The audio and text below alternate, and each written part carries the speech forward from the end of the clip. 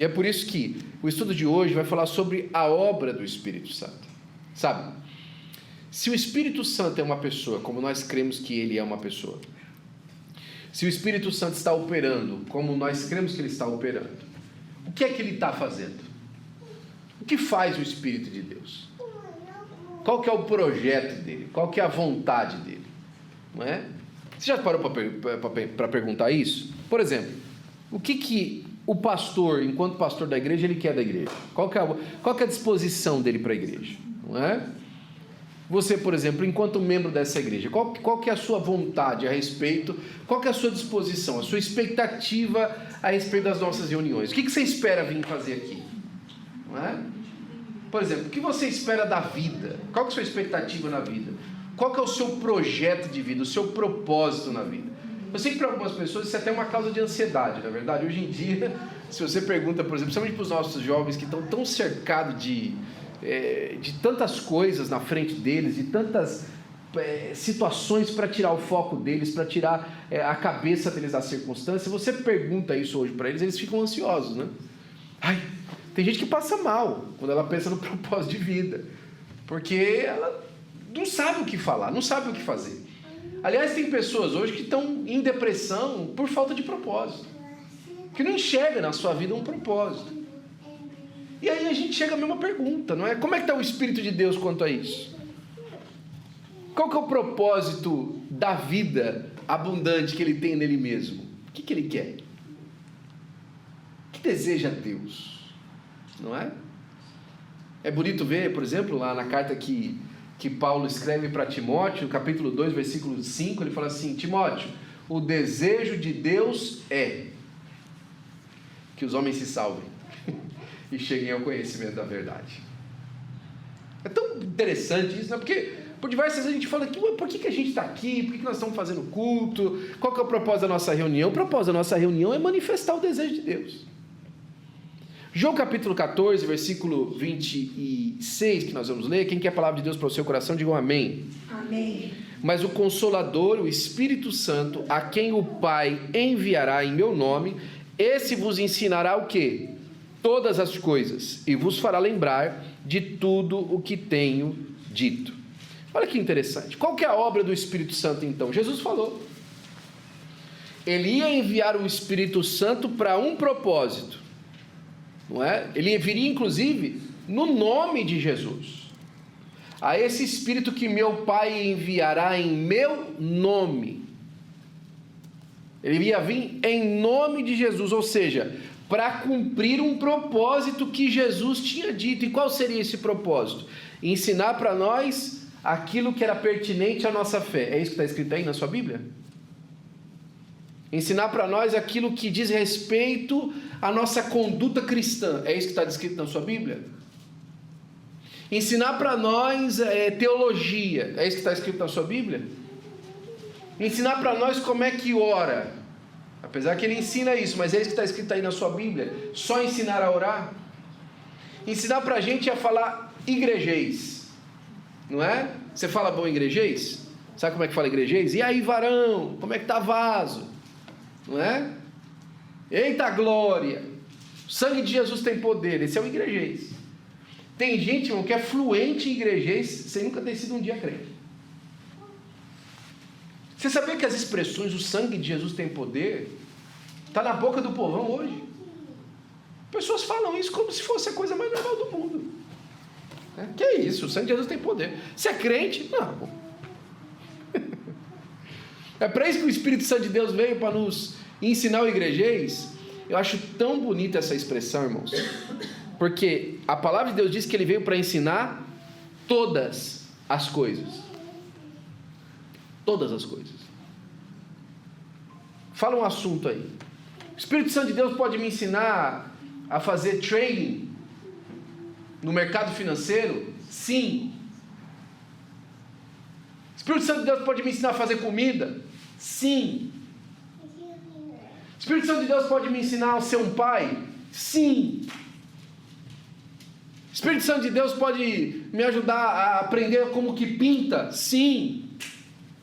Não há obra nenhuma que o Espírito Santo de Deus não pode ensinar. Só que, se ele veio em nome de Jesus para nos ensinar todas as coisas, ele vai nos ensinar todas as coisas que pertencem ou que se corroboram para que a obra de Jesus seja manifestada.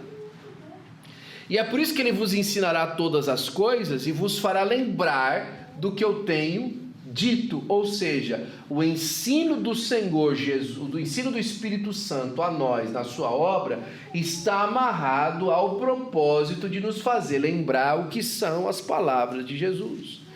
É por isso, irmãos, que se você está no propósito de Jesus e para cumprir o propósito de Cristo, todas as coisas o Espírito Santo de Deus pode te ensinar. Você não dá glória a Deus por isso? Sim, glória a Deus. E aí, quando a gente fala do Espírito Santo, nosso pastor que escreve esse estudo, um beijão para o meu pastor, se ele assistir esse vídeo depois, não é? Saudade do meu pastor, falei com ele ontem um pouquinho. A gente sempre lembra de dons espirituais, curas, batismo com o Espírito Santo, não é? A gente lembra disso, não é verdade? O Espírito Santo é língua estranha, é poder, é profecia. Opa! Como a gente gosta de profecia, não é verdade? É revelação, não é? É o revassuí. Nós vamos aprender, nós vamos saber, porque agora o Espírito Santo de Deus veio e nós vamos entender tudo. Não é? Tudo faz parte da sua obra e tem grande importância. Entretanto, antes de olharmos para aquilo que o Espírito Santo de Deus faz através de nós, precisamos entender o que ele deseja fazer em nós e o que ele faz. Será que a obra do Espírito Santo de Deus está só pertence, né, no bojo daquilo que significa nosso respeito? Quando estudamos a obra do Espírito Santo na eternidade passada, no Antigo Testamento, na igreja primitiva, em nossos dias, a nossa vida pessoal e na eternidade futura, a gente consegue ver que a sua atuação sempre teve um propósito: aproximar o homem de Deus e glorificar o Senhor Jesus Cristo. Só depois de entender isso é que a gente consegue ter um relacionamento melhor com o Espírito de Deus. Olha, eu costumo contar algumas experiências e tal da minha vida, né? Quando a gente acaba de casar, conforme a gente vai crescendo e etc. E tem uma coisa que sempre eu consigo viver nos primeiros dias do meu casamento. Como que eu e a Ana nos amávamos, mas ela não entendia nada do que eu queria na vida, e eu não entendia nada do que ela queria. Nós éramos absolutamente apaixonados, tínhamos nos decidido a amar um ao outro, mas ninguém sabia de nada.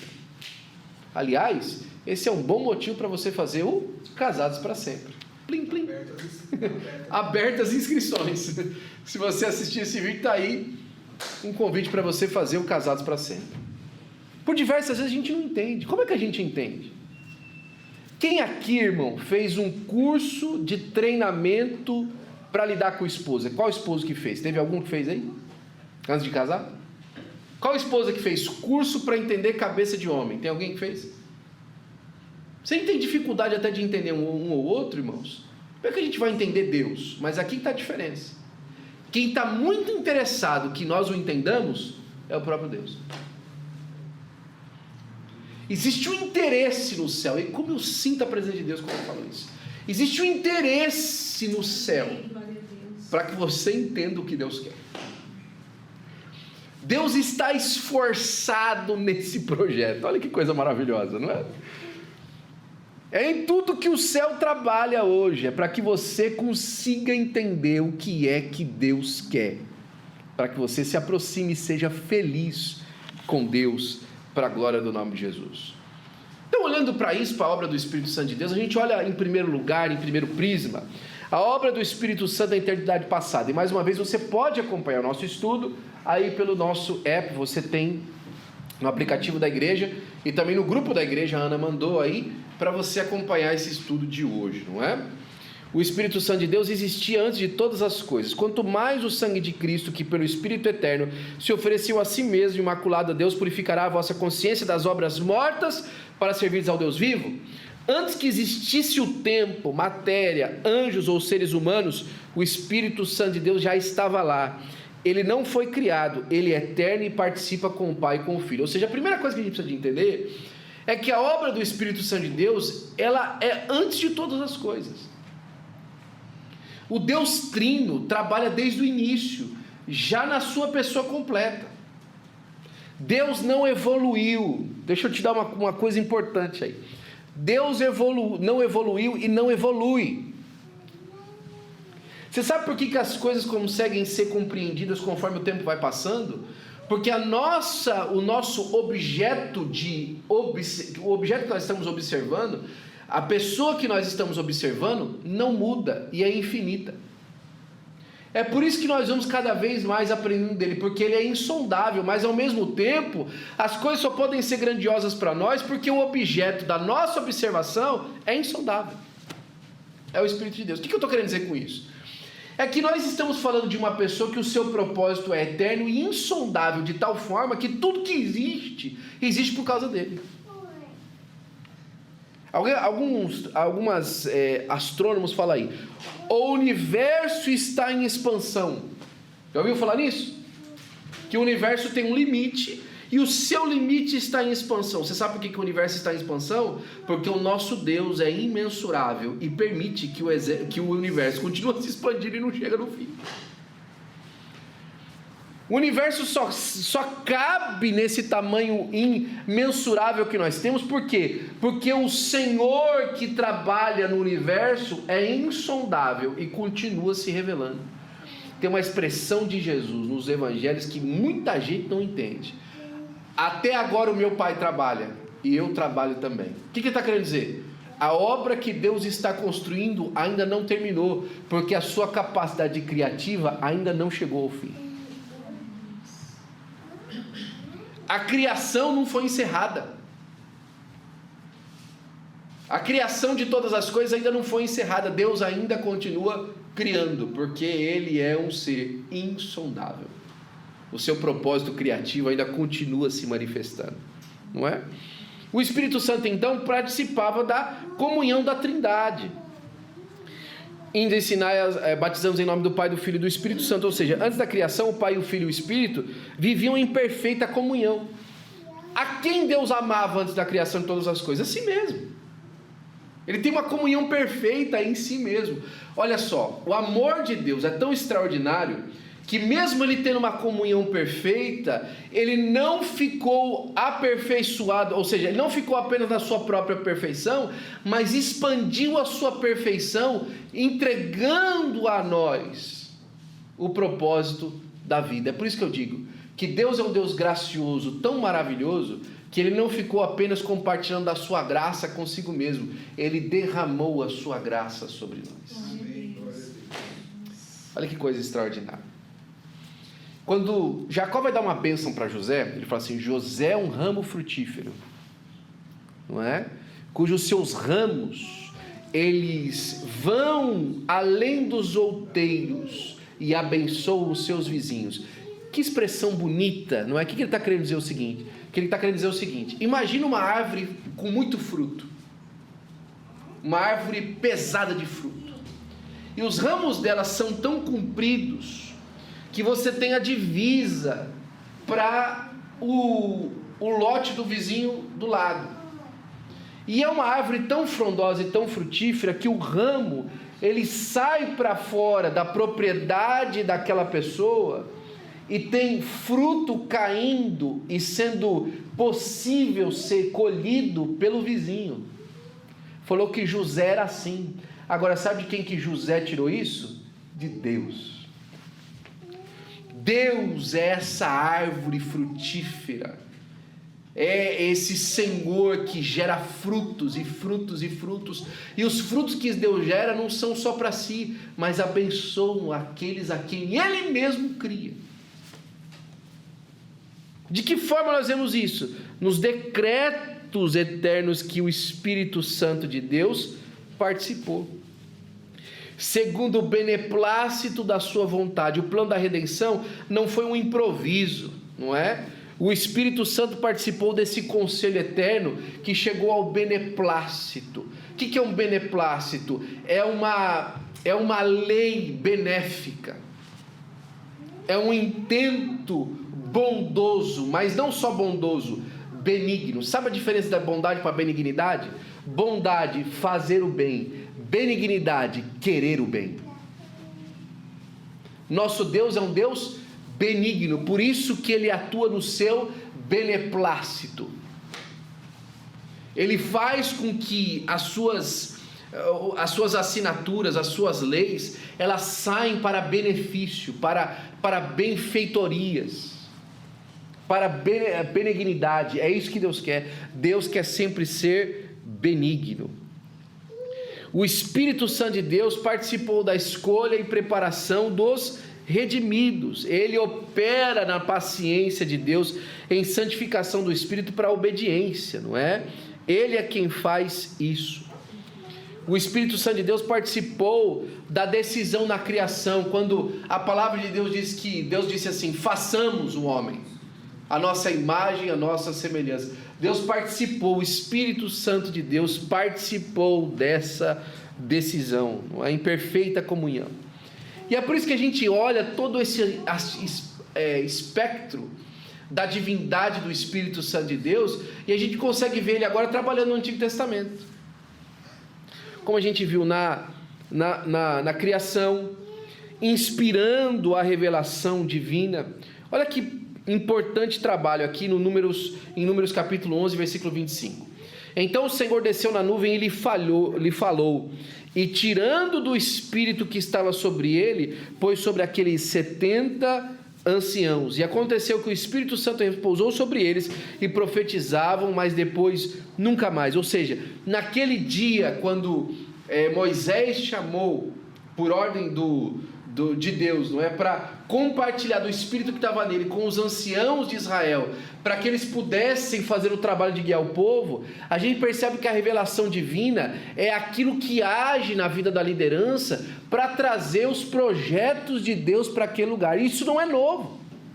O povo de Israel viu isso quando o Espírito de Deus foi derramado nos anciãos, ou seja, a revelação divina que vem para capacitar os servos, não é? Olha que bonito do Antigo Testamento: capacitou Bezaleel, dando para ele habilidade, a Josué, dando liderança, a Otiniel, dando governo, a Gideão, dando coragem, a Jefité, dando poder sobrenatural, a Saul, transformação pessoal, a Davi, a unção real. E aqui tem uma coisa muito importante: da mesma forma que o Espírito de Deus vai trabalhando para capacitar as pessoas, o nosso inimigo, imitando as obras, também vai dando capacidades aos homens para fazer o mal.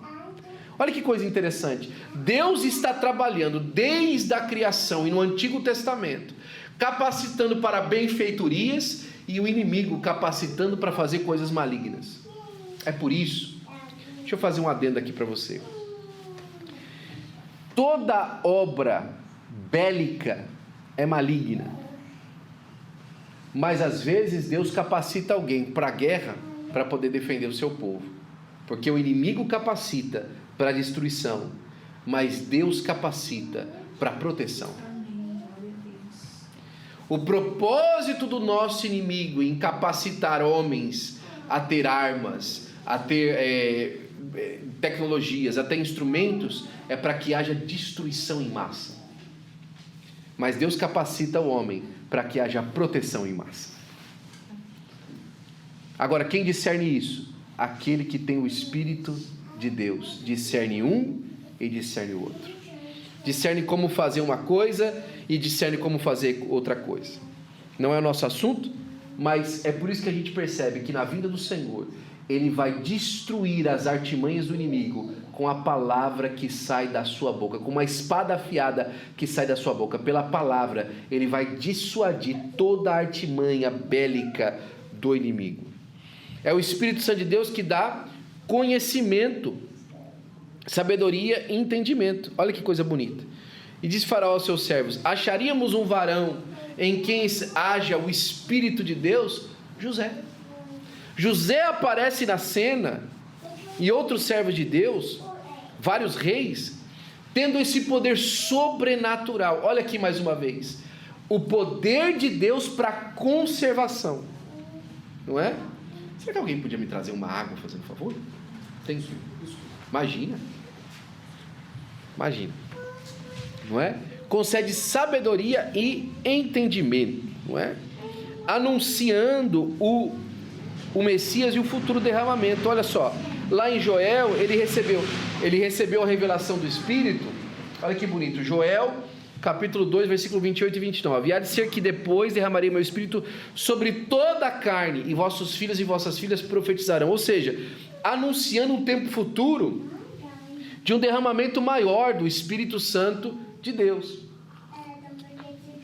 E aí aqui a gente chega na obra do Espírito Santo de Deus na igreja primitiva. Com a morte e a ressurreição da glorificação de Cristo, iniciou-se uma nova fase de atuação do Espírito Santo. O Pentecostes, então, inaugurou essa era do Espírito, onde agora o Espírito de Deus não era mais dado por porção, mas era derramado no coração daquele que crê. Colossenses 1:23, permanecerdes fundados e firmes da fé, e não vos moverdes da esperança do evangelho que tendes ouvido, o qual foi pregado a toda criatura que há debaixo do céu, e que eu, Paulo, tenho sido feito ministro. Ou seja, a ação do Espírito Santo da igreja primitiva foi, em primeiro lugar, gerar a própria igreja. A igreja, ela é uma geração do Espírito.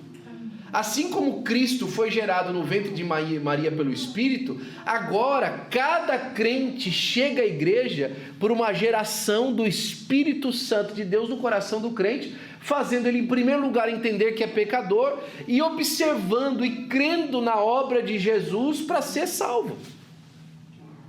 Ele convence o homem do pecado, que ele é pecador, que ele tem pecado, da justiça de Deus, que vem sobre toda a carne, com a ira de Deus sobre os pecadores, não é? E do juízo eterno, trazendo o homem a crer na esperança da sua alma, que é crer no Senhor Jesus Cristo como seu Salvador. Não é? Ele gera a igreja dessa maneira, não é? Em segundo lugar, ele batiza os crentes no corpo de Cristo. E aqui a diferença do batismo do Espírito Santo e o batismo com o Espírito Santo. Não é? O batismo do Espírito Santo é quando o Espírito Santo de Deus batiza o crente em Cristo, e por isso coloca ele na igreja. É quando, mais uma vez, ele é convencido do pecado, da justiça, do juízo, e passa a crer em Jesus Cristo, e o Espírito Santo de Deus vem fazer morada no crente. Todo crente tem o Espírito Santo de Deus. Todo crente, ele já tem no seu coração a presença do Espírito Santo de Deus. Olha, quando nós nos unimos a Deus em espírito, crendo no Senhor Jesus Cristo, nós fazemos um só com Ele. Ou seja, todo crente não precisa de ser batizado com o Espírito Santo para poder ter no seu coração o Senhor Jesus morando através do Espírito. Todo crente tem o Espírito Santo de Deus, não é? É Ele que faz isso. O Espírito uniu judeus e gentios em um único corpo espiritual. Quem fez isso? O Espírito de Deus. Não foi aliança, foi a morada genuína do Espírito Santo de Deus. Ele capacita para evangelização e missão, não é? E aí a gente tem o batismo com o Espírito Santo.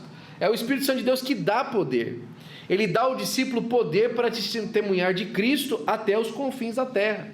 E é por isso que nós estamos falando com a nossa liderança no sábado, e conversamos com isso com os irmãos também no domingo, não é? O empenho que nós estamos tendo para nós buscarmos mais de Deus, para nos enchermos do poder do Espírito Santo de Deus. Nós não podemos sair para fazer a obra de Deus sem estarmos cheios do Espírito Santo de Deus. E aqui o batismo com o Espírito Santo. O Senhor Jesus falou para a igreja primitiva: olha, não saiam de Jerusalém até que do alto vocês sejam revestidos de poder. Nós precisamos do revestimento de poder. Em Atos 1:8 foi nos dado esse presente, não é? Porque ele deu aos discípulos poder para testemunhar de Cristo até os confins da terra. Irmãos, nós estamos preparando para, no mês de agosto, no começo do mês de agosto, fazer um culto lá em Bakersfield. Estamos preparando já a nossa liderança, falando com os irmãos, não é? Para no começo de agosto nós fazemos um culto lá em Bakersfield para nós inaugurarmos aquela igreja. Começarmos já a trabalhar naquele lugar. Irmãos, nós não podemos prescindir de estarmos cheios do Espírito Santo de Deus para fazer isso. Não é? É mais uma porta que vai se abrir. É um lugar que precisa do Evangelho do Senhor Jesus. Eu e você temos que nos preparar em oração, em jejum e pedir do céu poder. Porque o mesmo Deus que nos dá poder dá ousadia. Lá em Atos 4:31, a gente percebe que os discípulos então anunciavam a palavra de Deus com ousadia e intrepidez. Cheios do poder de Deus, nós podemos ousar, irmãos, em lugares que a gente jamais foi. Ousar em falar coisas que a gente jamais pensou em falar. Eu lembro que quando nós estávamos evangelizando um vizinho nosso lá na Flórida, um judeu, e ele, logo na primeira dia que a gente chegou lá, ele foi na minha casa, quis conhecer minha família e tal, e a hora que ele viu que o meu sobrenome era Gutinic, aí ele ficou mais empolgado ainda comigo. Não é? Ah, você é judeu, você precisa de conhecer a sua fé e tal, e me trouxe uma Torá, nós vamos ler junto a Torá e tal, veio lá na porta, quis colocar uma mezuzá na minha porta e tal, e já ficou empolgado comigo, né?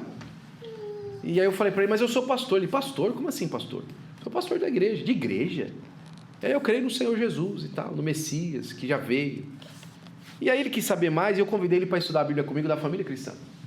Na semana que vem, na seguinte, ele veio na família cristã, e nós falamos sobre o livro de Gênesis, e Deus me deu a oportunidade, naquele estudo, eu tinha escrito o nosso currículo doutrinário naquelas semanas, e eu fiz o estudo sobre Gênesis. Então eu estava com aquilo na ponta da língua, né? Fresquinho, né? E eu dei o estudo e falei bastante sobre o Senhor Jesus Cristo dentro do Gênesis e tal. E aí ele chegou no final do estudo e falou assim, meu rabino nunca falou nada disso para mim. Eu nunca imaginei que tinha essa riqueza no livro de Gênesis. Semana que vem eu estou de volta. Na semana que vem ele esteve de volta. Na terceira semana ele chegou para mim e falou assim, ó, se é verdade isso aí que eu estou te dizendo, que você está dizendo, eu preciso de sair da sinagoga? E naquela hora o Espírito Santo de Deus me deu ousadia e intrepidez. Eu nunca tinha pensado dessa maneira. Eu nunca tinha entendido isso que eu estava a ponto de falar para ele. Deus me ensinou naquele momento. E o que ele me ensinou foi uma pergunta. Eu falei, se isso que eu estou dizendo é verdade, você consegue ficar na sinagoga? Olha que resposta intrépida, ousada. Eu não pensei nisso. Quem me deu foi o Espírito de Deus. Eu entendi que aquilo veio da parte de Deus. E ele olhou para mim daquela maneira que eu não comprometi em abusar da fé. Ou seja, eu coloquei no coração dele que ele precisava de fazer uma decisão. E é isso que o não crente precisa de fazer. Uma decisão. Ele precisa decidir. Crê em Jesus. E ele falou assim para mim, consigo. Eu falei, veremos. 3 meses depois estava ele batendo na porta, brigou com o rabino e estava procurando uma igreja para poder congregar. Porque o Espírito Santo de Deus nos dá ousadia. É Ele quem envia missionários. Você acha que nós estamos aqui, pastoreando essa igreja, fazendo os trabalhos, os nossos líderes estão fazendo o trabalho que eles estão fazendo aqui, porque simplesmente eles sentiram no coração de estar na frente de um trabalho? Não. Eles foram enviados pelo Espírito Santo de Deus. Lá em Atos capítulo 13, versículo 2 e 4, diz que lá na igreja de Antioquia tinha muita gente boa. Tinha homens preparados, homens excelentes, mas que em um certo momento eles estavam em oração e jejum, e o Espírito de Deus falou no meio da congregação, apartai-me a Barnabé e a Saulo para a obra que eu vos tenho chamado. É o Espírito de Deus quem envia. Ele que fala assim, vai esse e vai esse, e ele fala para a igreja. Olha só, quando a gente vê lá a escalação dos obreiros de Antioquia, só tinha nata.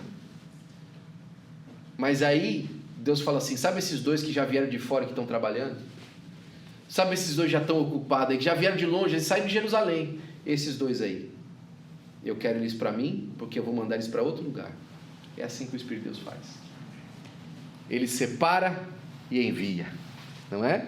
Eu estou aqui porque eu senti no meu coração de vir para a obra de Deus, sim, mas eu estou aqui Porque o Espírito de Deus falou na liderança da igreja: olha, apartai-me a William e a Ana Cláudia para a obra que eu vos tenho chamado. E nos enviou aqui para Los Angeles. E eu tenho certeza que ele nos enviou por causa daquilo que ele falou para Moisés, né? Moisés falou assim: como é que eu vou saber que é o Senhor que me enviou? Quando você for lá, fizer a obra e voltar aqui para me adorar nesse monte, você vai saber que eu te enviei. Agora que eu estou chegando aqui nos lugares de começar a ver a obra de Deus feita, eu cada dia mais tenho certeza que foi Deus que me enviou, não é? Ele é que envia, o Espírito Santo de Deus. É Ele quem distribui dons espirituais, não é? Os dons do Espírito na igreja, eles vêm por causa do propósito do Espírito Santo de Deus para distribuir. Ele distribui diferentes dons aos crentes conforme a sua própria vontade e para o bem do comum da igreja. Ou seja, sabe por que a igreja tem profecia? Sabe por que tem língua estranha? Sabe por que tem dons? Por causa para cumprir o propósito de Deus. Você quer mais dom de Deus? Você quer mais poder de Deus? Cumpre o propósito. Não é? Vem buscar o propósito de Deus. Vem buscar a vontade de Deus. Tem muita gente fazendo a própria vontade. Tem muita gente vindo para a igreja para querer fazer a própria vontade, para viver os próprios sonhos, não é? Para poder ter uma credencial no bolso, para poder ser chamado de rabi. Como Jesus falou, né? Não queira ser chamado de rabi, não. Não queira cumprir o propósito de Deus. E Deus vai te dar poder. Deus vai te dar unção, Deus vai te dar graça. Dons para servir, dons ministeriais, não é? É Ele que concede ministérios à igreja para aperfeiçoar os santos e promover a edificação do corpo de Cristo. Olha que coisa interessante, nosso pastor tem uma frase muito bonita. Ele fala assim: não é pastor que tem igreja, é igreja que tem pastor. É o contrário, não é? Não tem nenhum pastor que tem igreja, tem igreja que tem pastor, não é? Deus não deu igreja para pastor, Deus deu pastor para igreja, não é? É importante você saiba disso, ok? Nós não estamos aqui, o pastor não está na frente da igreja para controlar a igreja, não. A igreja está aqui para ser servida pelo pastor. E por que isso? Porque o Espírito Santo de Deus é quem levanta os pastores para servir a igreja, para que a igreja possa fazer a obra de Deus. E aí está outra coisa também. Quem faz a obra de Deus não é pastor. Quem faz a obra de Deus é a igreja. Deus não chamou pastor para fazer a obra de Deus. Deus chamou a igreja para fazer a obra de Deus. E o pastor para aperfeiçoar, melhorar a igreja para que ela consiga fazer a obra de Deus melhor. Olha que coisa interessante, não é? Ah, o pastor está lá fazendo a obra de Deus. Não, o pastor está lá servindo a igreja, para a igreja fazer a obra de Deus. Irmão, nunca pense que quem tem que evangelizar é pastor. Que quem tem que pregar é pastor. Que quem tem que visitar é pastor. Não é? Sim, o pastor deve fazer tudo isso, mas ele deve fazer isso para que a igreja possa fazer isso melhor do que ele faz, através do Espírito Santo de Deus. São os dons que eram manifestados pelo Espírito Santo de Deus que produz sinais e maravilhas na igreja, não é? O poder do Espírito Santo de Deus na mensagem apostólica demonstrava a autoridade do Cristo ressuscitado. Sabe por que tem milagre na igreja, irmão? Não é para que alguém apareça, é para que as pessoas creiam na mensagem. Irmão, os milagres de Deus não são para manutenção do nosso ego. Deus não quer curar a gente porque Deus acha a gente bonitinho, não é? Não é para isso que você não vem para a igreja para receber um milagre, para você voltar para casa feliz.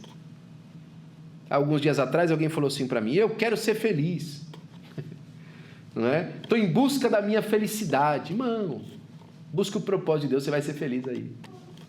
Quer ser feliz de verdade? Busca a vontade de Deus. Nada vai te deixar tão feliz quanto você cumprir a vontade de Deus. E é por isso que tem milagre, para que o propósito de Deus seja manifestado. Eu tenho um testemunho que eu conto. Quando a gente estava naquela luta nossa de casa em casa, eu lembro que tinha sido uma noite difícil, irmão. A gente tinha acabado de voltar do hospital com o Noah com uma infecção no ouvido, não é? Ele já tinha passado mal durante a noite, foi usar o banheiro não funcionava. Foi uma noite terrível, irmão. No final da noite, já de manhãzinha, a gente foi para a casa de um irmão para poder colocar as crianças e para dormir um pouquinho, e eu ia trabalhar. Eu estava indo para o trabalho. Só que a nossa casa de Airbnb saía naquele dia, às 2 da tarde. eu perguntei se eu podia entrar mais cedo, porque eu queria passar lá na casa, tomar um banho e ir trabalhar. Estava morrendo de vontade de tomar banho na casa nova lá, porque eu tinha visto que a casa era bonita e tal, já tinha olhado para ver se o chuveiro era bom, eu ia tomar um banho, tomar aquela chuveirada boa e ia trabalhar. Tá? Cheguei na casa e tal, com muita dificuldade entrei na casa, fui usar a água estava fechada. Aí liguei para a mulher abrir a água, aí a mulher abriu a água, lá nas casas modernas agora e tal, a água abre de maneira digital e tudo mais, abriu a água, aí a água abriu, na hora que eu liguei a água, começou a encher o box, porque o encanamento do esgoto da casa estava entupido.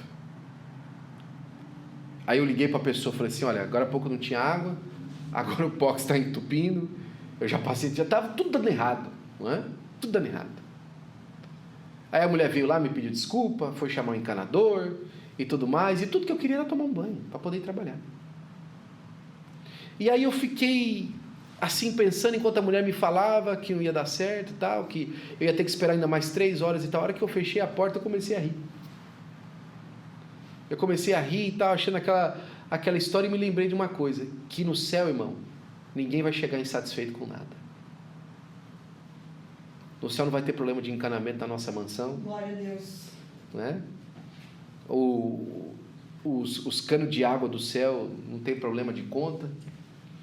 Não é verdade? Meu filho não vai ficar doente no céu. Eu não vou ter problema de sono, de insônia, de sono no céu. E aí eu me lembrei daquele hino.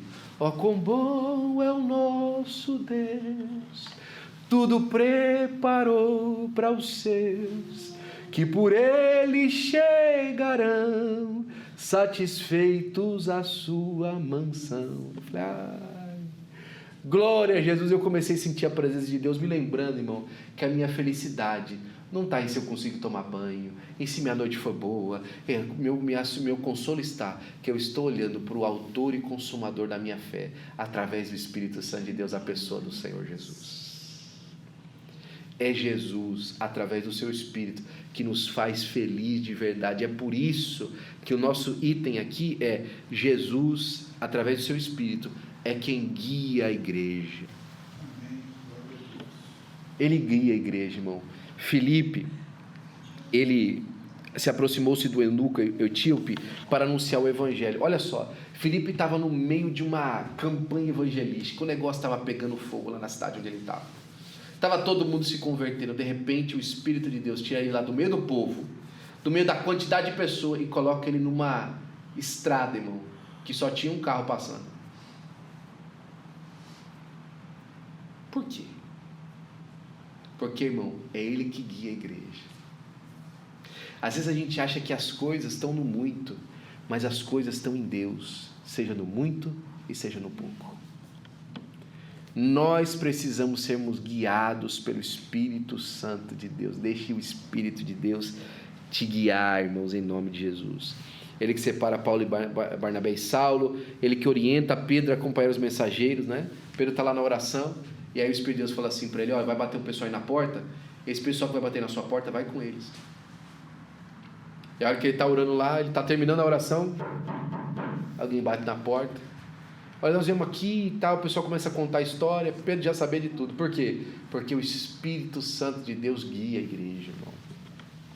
Como é bom, irmão, quando a gente está em comunhão com o Espírito Santo de Deus e ele vai falando para nós, não é, o que está acontecendo.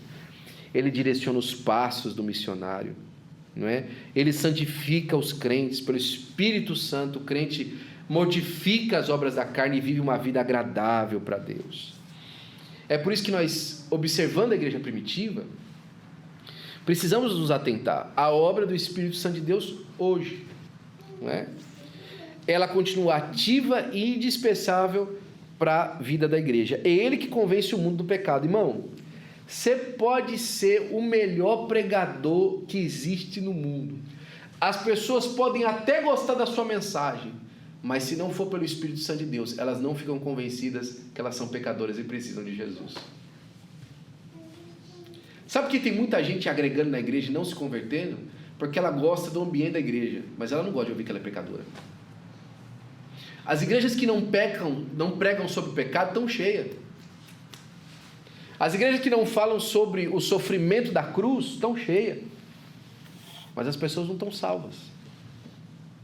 Porque o Espírito Santo de Deus é quem convence o mundo do pecado. Eu tenho essa experiência de uma vez estar na nossa igreja sede e vi um pastor chamando um irmão para pregar a mensagem, e pensa numa mensagem ruim. O irmão pregou mal, rapaz, mas pensa numa mensagem toda cheia de aresta, não é aquela mensagem que você não sabe que tem começo, meio e fim e tal. Só que em toda aquela mensagem dele, ele falou que Jesus veio ao mundo para salvar os pecadores. Olha, para mim é o texto áureo das cartas de Paulo. 1 Timóteo, primeira carta de Paulo a Timóteo, capítulo número 1, versículo de número 15. Olha, Timóteo, essa é uma palavra fiel e digna de toda aceitação, que Jesus veio ao mundo para salvar os pecadores. Esse aqui é um negócio, Timóteo, que você pode pregar em qualquer lugar, batizado, funerária, funeral, em casamento, qualquer lugar que você for, você pode pregar isso, que Jesus veio ao mundo para salvar os pecadores. E no meio da mensagem daquele homem, ele falou que Jesus veio ao mundo para salvar os pecadores. Sabe o que aconteceu no final da mensagem? Ele fez um apelo, e eu falei assim, quem é que vai para frente num apelo desse aqui? A gente não sabe nem o que ele falou, mas já alguém se levanta, e outra pessoa se levanta, e outra pessoa se levanta. Por quê? Porque quem convence o pecador do pecado é o Espírito de Deus, irmão. E se você manifestar a obra, as pessoas vêm para Jesus. O que o mundo precisa, irmãos, é ouvir da obra do Senhor Jesus pelo Espírito Santo de Deus. Eis que estou à porta e bato. Se alguém ouvir a minha voz, abrir a porta e entrar aí na sua casa, ele se hará comigo e eu com ele. O motivo da evangelização progredir tão pouco, nosso pastor diz, é que a igreja regrediu na obra de ganhar almas, pois o companheirismo com o Espírito Santo foi rompido. Tem muita gente falando de método de evangelização, não é? E pouca gente falando do Espírito Santo de Deus que convence. Olha, eu sou todo de método, meu pastor gosta muito também de método, nosso pastor gosta muito de método também, não é? Método é muito legal, aquele método 5 dedos e tal, o método evangelismo no minuto, evangelismo explosivo, é muito legal. E se tem uma pessoa que sabe evangelizar como ninguém, chama-se pastor Joel Freire Costa, é um grande evangelista. E ele nos ensinou muito dessas coisas e tal, mas o juice, o secret sauce do pastor na evangelização está no poder do Espírito Santo de Deus. E a gente vê as pessoas fazendo grandes campanhas, ou então fazendo aqui e ali e tal, mas sabe o que muda, irmão? Não muda você ir na rua com violão e com guitarra, não muda você fazer o evangelismo pessoal, não muda você saber método. Sabe o que muda? Você está cheio do Espírito Santo de Deus, para você pregar o evangelho de uma maneira que toque o coração do perdido, que realmente seja, que transforme, não é?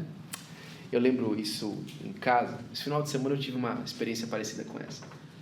Um final de semana em casa veio uma família cristã, veio uma das moças dos jovens, e no final ela ficou para conversar comigo. Ela estava ainda frequentando a nossa igreja e tal, bem devagar e tal. Na verdade ela gostava de um dos rapazes e ela vinha na nossa igreja de vez em quando. E no final da mensagem ela quis ficar um pouquinho, a gente estava falando sobre família cristã, e nós estamos falando, aquele dia nós tocamos no tema do espiritismo. E aí ela pegou e falou assim, você pode me dizer como é que funciona essa coisa do espiritismo e tal? E eu comecei a caminhar com ela, o Espírito Santo de Deus me levou a caminhar com ela, falando sobre a questão da emoção das pessoas quando elas perdem alguém, não é? Que a pessoa às vezes fica com vontade de falar com o ente que morreu e tal, e caminhei com ela assim, calmamente por esse lugar e tal, e no final, da hora que eu estava terminando a mensagem, terminando de falar com ela, terminando daquela conversa com ela, ela falou assim, isso aconteceu comigo. E ali o Espírito de Deus entrou na vida dela, e ela se convenceu do poder de Jesus para salvá-la. Pouco tempo depois, ela se batizou. Aceitou Jesus e se batizou na nossa igreja. Tudo muda, irmãos, quando você está sendo guiado pelo Espírito de Deus. Você vai conversando com a pessoa, e a pessoa vai abrindo o coração, porque você está falando uma língua, não a língua que você entende o seu igrejês, ou você está tentando falar a língua dela, você está falando a língua do Espírito Santo de Deus para tocar o coração dela. Glória a Deus. Ela vai sendo tocada por aquilo que você está falando. não é? Diversas vezes o que acontece com muitas pessoas é que elas estudam um pouquinho, agora que elas querem explicar, não é? Eu, por exemplo, gosto muito de apologética, mas o meu problema com a apologética é quando a gente fala das coisas que são referentes à fé na cabeça do coração, entre a cabeça e o coração, mas a gente está falando de uma maneira fria, sem conexão real com a pessoa de Deus. O Dr. Ravi, ele costumava falar assim: você nunca está respondendo uma pergunta, você está respondendo alguém que está perguntando. Por isso que você tem que estar cheio do Espírito Santo de Deus, porque só Ele pode convencer os corações, Ele pode regenerar o pecador. A salvação inclui a regeneração e a renovação realizada pelo Espírito Santo de Deus. É Ele que começa a habitar no crente e aí vai ensinando e guiando. Ele que vai agora falando para você: olha, isso não está bom, isso não te serve. Quantas vezes o Espírito Santo de Deus não fala para nós isso, não é? Olha, isso aí não foi bom, não. Você precisa de pedir desculpa, você precisa de pedir perdão. Esses dias atrás mesmo falou comigo, falou assim: olha, a palavra que você deu lá de manhã não foi boa, não. Aquele jeito que você falou não foi bom, não. Pede desculpa, pede perdão. E aí você fica... Mas aí o Espírito Santo de Deus fala assim: ei, você não é crente? Aí você fala: ó, me perdoa, não é? Me perdoa. Não é? Porque, irmão, tem uma mania de crente que está batendo lata hoje em dia de nunca estar errado. Já viu o jeito que nunca está errado? Que ele é o bibelô de Jesus, tudo Jesus gosta do que ele faz. Eu já falei para você, essa frase para mim me dá medo. Deus me conhece. Rapaz, se Deus te conhece, será que você não tem que tomar mais cuidado, não? Não é? Deus me conhece. Pois é, Ele te conhece. Aí que é perigoso, né? O crente, irmão, cheio do Espírito Santo de Deus, ele fala assim: ah, Senhor, o Senhor me conhece. Ainda uma palavra não me chegou à boca e o Senhor já sabe de todas as coisas. O Senhor me sonda, né? O Senhor sabe meu sentar, meu levantar. Olha, se eu subir aos céus, ali o Senhor está. Mas se eu fizer a minha cama e colocá-la no inferno, até ali o Senhor me guiará e a tua destra me sustentará. Para onde me fugirei da tua presença? Deus sabe quem nós somos, irmãos. Você precisa de pedir cada dia mais para ser guiado pelo Espírito Santo de Deus, ser ensinado por Ele, ser guiado por Ele, santificado por Ele, separado. Olha, isso aqui não serve mais para você.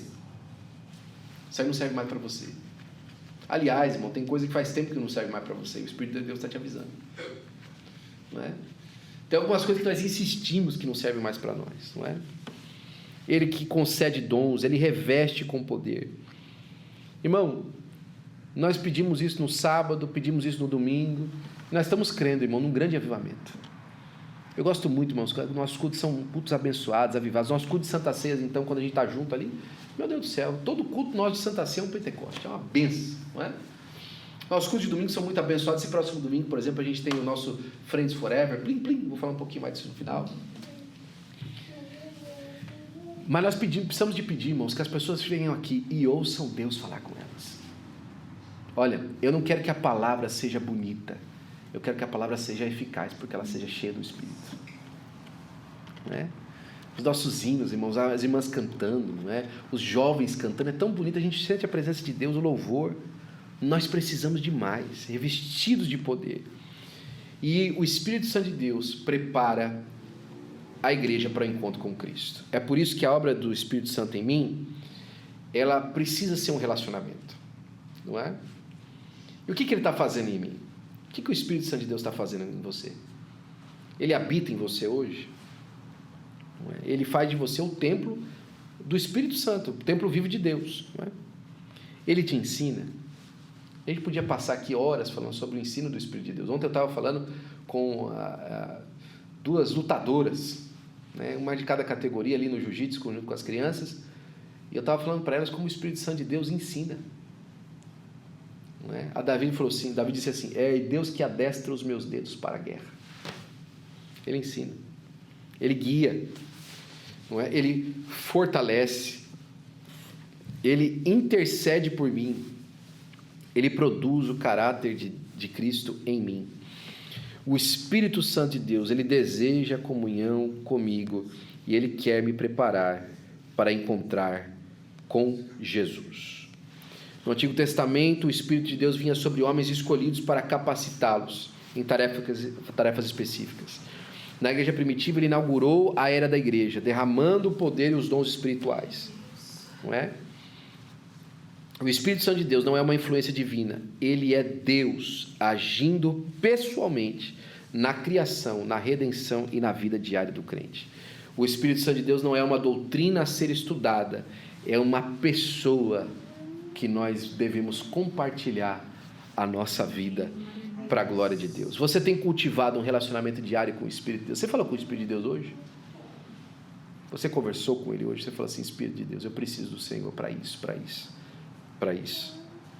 A plenitude da vida cristã não é encontrada apenas em conhecer a respeito do Espírito Santo de Deus, mas em viver diariamente na sua presença. É por isso que as cartas elas terminam assim: a graça de nosso Senhor Jesus Cristo, o amor de Deus e a comunhão do Espírito Santo de Deus seja com todos vós. Amém. Que Deus abençoe você em nome de Jesus e que você possa desfrutar do Espírito Santo de Deus. Amém? Amém.